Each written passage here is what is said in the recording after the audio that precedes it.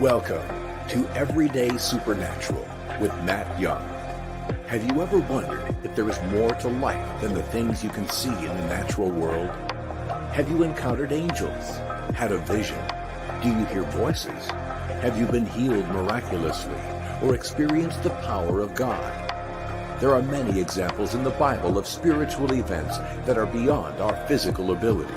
And these exciting stories still happen today to people all around the world. I invite you to listen in and take part in the conversation while we learn to live your life like every day is supernatural. Hey guys, it is your favorite pastor, Matt Young, with a 2024 word. Today, I'm going to read to you what I feel like I've been getting for quite a long time.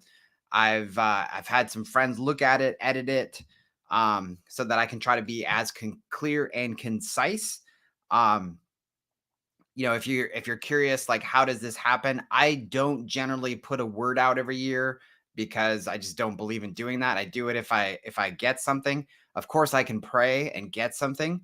But too many people with titles feel like they have to give a word every year. And then you guys know the results of what happens with most of those words. So I'll kind of talk a little bit about that. So without further ado, the year of the raven. So I was woken up about 3 a.m.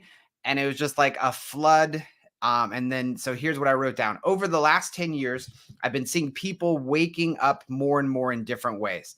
It's a change in how religion and spirituality have been released, distributed, and exchanged.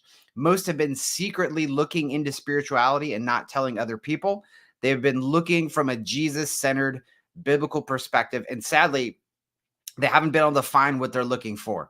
Most churches have been afraid to teach the truth beyond the simple gospel message. Some pastors are actually afraid to teach what they know, and secretly they learn the mysteries of God with the fear of others finding out. Okay. They take online courses, they read books, they watch videos, or drop in anonymously where nobody would recognize them. Now, this is going to change. You're going to see the spiritual taught out in the open and become more mainstream versus hidden, especially in the church. Some churches are busy doing building campaigns and business as usual, while others are closing their doors. Every city, town, and country is seeing the same things. A passion to dive into the deep end of the swimming pool and people wanting more than a bigger building, okay? In America, statistically, attendance is down, giving is down, small is the new big, okay? And that's just what we've been seeing for years is church attendance is going down. And I think the last time I read, a church shuts its doors almost every single day. So while attendance is down and small is the new big, sure, there's going to be still the same religious people looking for the mega experience, but it's no different than going to an opera or a concert. Some people will always want a good show. Many pastors are going to hear this word or read it, and they are going to know it's time for them to close their church. But there's this fear of just getting a regular job. And it doesn't mean they can't still hold meetings in their home. In fact, I'd probably encourage some of you to do that, but their time is over, especially their time of building. Many Christians, you're going to hear them crying out for repentance, holiness, which is a good thing for believers, but be wary. Many of them are just projecting out of their own personal shame and pain from their marriage and their children struggling with pornography, adultery, etc. And that's men and women, okay? We have to stop projecting our issues. We need to be aware that we're actually projecting. If you see somebody putting on sackcloth and ashes, which is an outward sign of what's happening inwardly, go follow that person because they are seeking a true, genuine heart change. Okay, that's Job 42:6. Go look it up. Now, Nehemiah is a great example of being about it versus talking about it to gain a following. We got too much of that stuff going on. Daniel and David took time to get low on behalf of themselves and others. Stay low, stay humble, be about it, don't talk about it, okay? Now, in the past, people prophesied about things that they just didn't understand, or they were just flat out wrong. In 2024, there is going to be a greater understanding and wisdom of the past and the future. This is what the year of the raven is all about. For example, I've heard it so many times. The greatest transfer of wealth is here. The greatest transfer of wealth is here. But nobody explaining what it's all about. Okay. This has been said so many times without giving wisdom and understanding. But here's the wisdom and understanding. Boomers are retiring and dying with nobody taking over their businesses. The believer or anyone has an opportunity to take over established company where capital is the only thing that is needed for substantial profit. This has been and will continue to happen and is available for everyone. Now, some of the most famous or minor prophets in America seem to get it right. And then all of a sudden, this big shift happened where everything was wrong over and over and over again. And people want to know why. Well, here's why. It's because their source was the government, their source was fear, and their source was fame. Okay. Pray for them to come out, and also for the people to stop getting deceived that are following them. Meaningful change is coming into your life. Hold on, the flight may get bumpy. After turbulence, your flight will land safely and securely, and the turbulence will be forgotten quickly. Some of you will move. Some of you will get new jobs, new relationships. Trust me, you will land smoothly. And by the way, I thought this was funny, ironical, synchronicity, etc., that I had written this before the flight that lost the side of it and landed safely. God bless those pilots that did such an amazing job.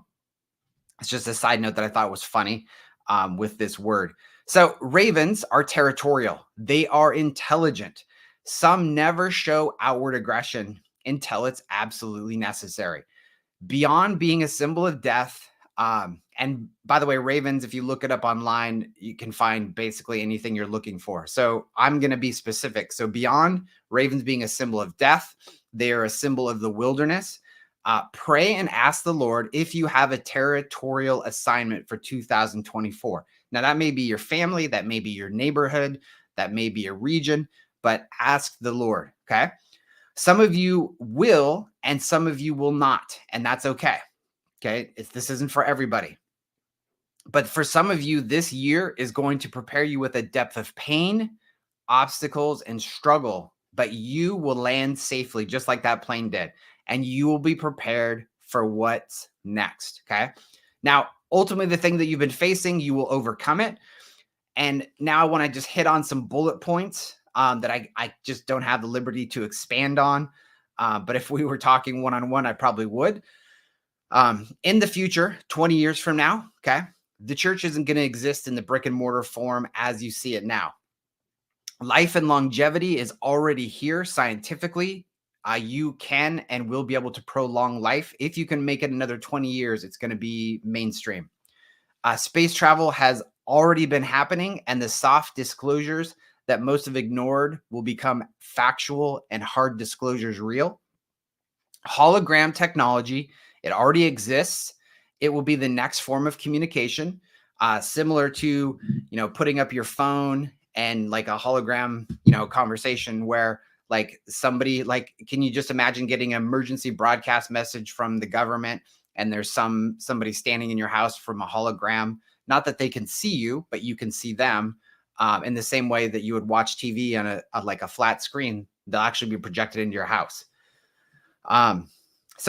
So anyway, let me just say this again. The hologram technology already exists. It's the next form of communication, similar to what you see in sci-fi movies. And in other words, it will be the next Zoom.